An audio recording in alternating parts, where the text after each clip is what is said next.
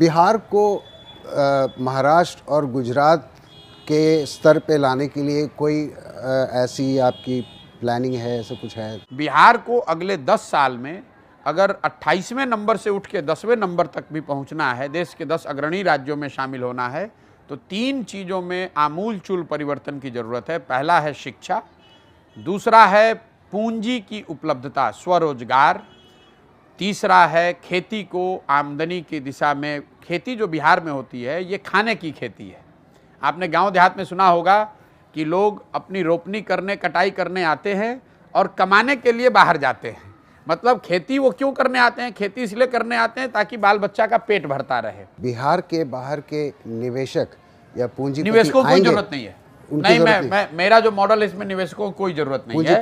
नहीं, बिल्कुल नहीं, बिल्कुल नहीं। दुनिया भर में इंडस्ट्रियल डेवलपमेंट की जरूरत है, लेकिन पूंजीपतियों के बड़े फैक्ट्री लगाने से इंडस्ट्रियल डेवलपमेंट नहीं होगा। आप इटली चलिए, नॉर्वे चलिए, फिनलैंड को देख लो, जितने स्कैंडिनेवियन कंट्रीज हैं।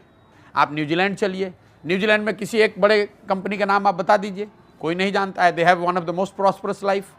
ऑस्ट्रेलिया में बता दीजिए, एक यहाँ चीनी मिल लगेगा तो मान लीजिए 4000 लोगों को नौकरी मिलेगी। लेकिन अगर 4 लाख लोगों को पूंजी मिल जाए तो हर आदमी कुछ ना कुछ रोजगार कर पाएगा। तो I am a great believer marrying the education and skills with availability of capital, that will create jobs and jobs will lead to consumption. As the moment we start consuming more, अगर बिहार में ज़्यादा लोग consume कर रहे हैं, 13 करोड़ लोग, तो अपने आप industry will come nearer to where the consumer is. अगर बिहार में सीमेंट की खपत बढ़ेगी तो सीमेंट कंपनियों को मजबूर होकर यहाँ सीमेंट कंपनी लगानी पड़ेगी। अगर चीनी हम लोग यहाँ कंज्यूम कर रहे हैं तो मजबूर होकर लोग चीनी यहाँ फैक्ट्री लगाएंगे। 13 करोड़ लोग हैं, हमें ये करना है कि वो लोग उन प्रॉस्पेरिटी में ऊपर बढ़े।